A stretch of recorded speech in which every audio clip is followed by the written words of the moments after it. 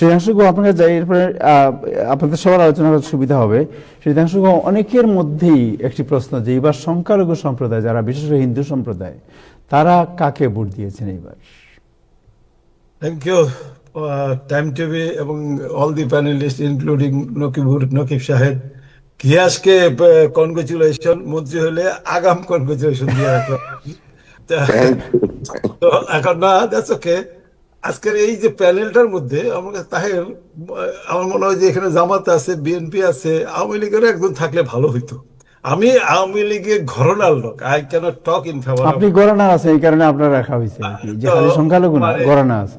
আমি আওয়ামী লীগের পক্ষে কথা বলতে পারি না, বাট আমার কথাগুলি আওয়ামী লীগের পক্ষে যায়, দ্যাট ইজ হোয়াট। বাট এই যে নকিব সাহেব বললেন আর কি যে আমরা বা বিএনপি জামাত মিললে একসাথে, তা না। আমরা মনে করি যে আওয়ামী লীগকে বাদ দিয়ে তো আগুয়ে যাওয়া যাবে না, আওয়ামী লীগকে সাথে রাখেন। হয়তো যারা দুর্নীতি করছে বা তাদের কথা আমরা বলতেছি না, নিচের লেভেলের এই কর্মীরা তো কোনো দোষ করে নাই।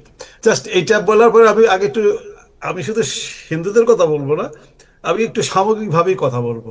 কারণ নির্বাচনটা দেখে তো আমারও ভালো লাগছে, তাই না? নাইস নির্বাচন।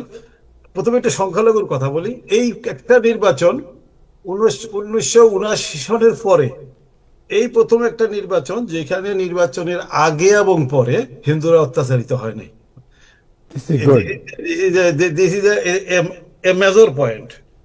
এবং এই হিন্দুরা জিয়ার আমলে অত্যাচারিত হয়েছে, এরশাদের আমলে অত্যাচারিত হয়েছে, খালেদা জিয়ার আমলে অত্যাচারিত হয়েছে, শেখ হাসিনার আমলে অত্যাচারিত হয়েছে। তারেক জিয়া নতুন প্রাইম মিনিস্টার, অভিনন্দন জানাই বলতেছি। আমরা এই কথা বলতে চাই না 5 বছর পরে যে তারেক জিয়ার আমলেও হিন্দুরা অত্যাচারিত হয়েছে, যাতে অত্যাচার আর না হয় আর কি। হিন্দুরা বা কার উপরে, প্রথমত হিন্দু, যেহেতু আপনি ঐক্য সরি, আপনি সংখ্যালঘুর কথা বললেন, সংখ্যালঘু এবং কাহার উপরই অত্যাচার হোক, রাজনৈতিক প্রতিহিংসা হোক, এই প্রেক্ষিতে আরেকটা কথা বলি। শেখ হাসিনা এবং খালেদা জিয়ার মধ্যে যে রকম তিক্ততা ছিল, আমার মনে হয় যে সামনে যাতে তরুণ প্রজন্ম, সেটা তারেক জিয়া হোক, জয় হোক, বা জামাতের থেকেও যদি কেউ বেরিয়ে আসে ইয়ং, মানে তাদের মধ্যে ওরকম তিক্ততাটা সৃষ্টি না হোক, তাতে হয় কি দেশটা ক্ষতিগ্রস্ত হয়। ক্ষতিগ্রস্ত তো হয়েছে দেশ, তাই না? তো খালেদা জিয়া ইয়ে করছেন, অনেক ভুগছেন, এখন শেখ হাসিনা ভুগতেছেন। আমরা তা এই জিনিসটা চাই না আর কি, যে এখানে আমি গিয়াস বা নকিব সাহেব আমরা অনেক বিষয়ে একমত না, but we are talking nice, that should be the political atmosphere in Bangladesh. Okay, দেখেন এইবার এই প্রথম সংখ্যালঘুরা, হিন্দুরা নৌকা যে নাই, তারপরেও তারা ভোট দিব না ভাবছিল, কিন্তু পরে দেখা গেল তারা ব্যাপক সংখ্যক ভোট দিচ্ছেন এবং ম্যাক্সিমাম ভোট বিএনপির পক্ষে গেছে। এবং আমি অন্তত 3জন বিএনপি বিজয়ী প্রার্থীকে তাদের ভিডিও দেখছি, তারা ভিডিওতে ধন্যবাদ দিতেছে যে যে হিন্দুরা ভোট না দিলে আমি হইতে পারতাম না।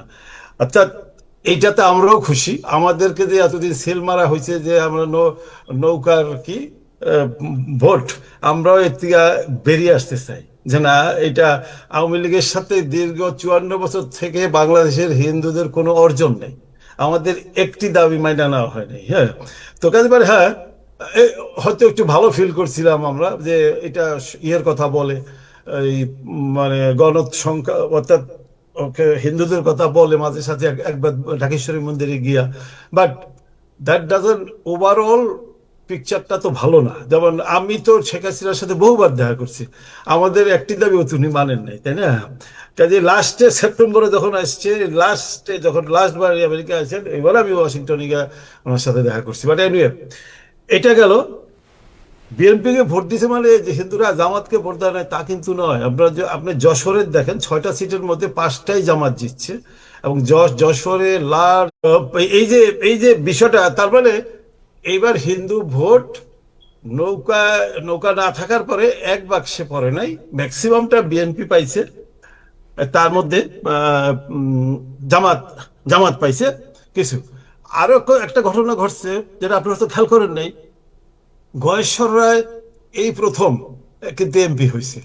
উনি বারবারই ইলেকশন করছে কিন্তু এমপি হন নাই, এবং উনি ঢাকার থেকে এমপি হয়েছেন। স্বাধীনতার পরে 54 বছর পরে এই প্রথম একজন হিন্দু ঢাকার থেকে নির্বাচিত হইলেন। এই পয়েন্ট আপনারা যার নামে এগুলি যেহেতু এগুলি ইয়ে করি, চর্চা করি সবকিছু। আমি ওই শুধু এটা না, আমি যেমন জামাতের এটা চর্চা করেছি, বিএনপির এটা চর্চা করেছি, ঠিক এটাও। অর্থাৎ ঢাকা থেকে এই প্রথম একজন গয়েশ্বরা নির্বাচিত হয়েছেন, তার বেয়াই নিতাই রায়চৌধুরীও নির্বাচিত হয়েছেন, দুই দুই বেয়াই। এবং এবার আপনারা যদি দেখেন যে বিএনপির 6 জনকে নমিনেশন দিয়েছিলেন, 4 জন জিতছে বিএনপির, 2 জন জেতে নাই। জামাত আনফরচুনেটলি একজনকে খালি নমিনেশন দিয়েছিল, তিনি হারছেন। তারপরে এনসিপি একজনকে নমিনেশন দিয়েছিল, তিনিও হারছেন। তো জামাত যেমন মহিলাদের একজনও নমিনেশন দেয় নাই, হিন্দুদেরকে একজন দিছে, এটা ঠিক না। জামাতকে আমি মনে করি জামাতের এইবার পরাজয়ের পিছনে this is one of the major factor. Jamaat মহিলাদেরকে খেপাই দিছে। একইভাবে আমি মনে করি যে তারেক জিয়ার সফলের একটি বড় কারণ হইল 2,500 টাকার ফ্যামিলি কার্ড। এটা 2,500 টাকা আমাদের কাছে কিছুই না, বাট একজন গরিবের কাছে 2,500 টাকা অনেক টাকা এখনো। হ্যাঁ, বাট এনিওয়ে, অর্থাৎ চারজন সংখ্যালঘু হয়েছে, 3 জন হিন্দু, একজন, যদিও দলীয় এমপিদের কাছ থেকে কিছু আমরা আশা করি না, জি। যেমন আওয়ামী লীগের আমলে So, আপনার কথার মুখ্য জিনিস যেটা সবচেয়ে সিগনিফিকেন্ট হলো যে এইবার প্রথম যে ইলেকশনের পরে, যেখানে প্রতি বছর ইলেকশনের পরে অনেক ধরনের সহিংসতা হয় এবং সংখ্যালঘুরা আক্রান্ত হয়, এবার এখন পর্যন্ত কোনো সংখ্যালঘু আক্রান্ত হয় নাই। This is very good sign.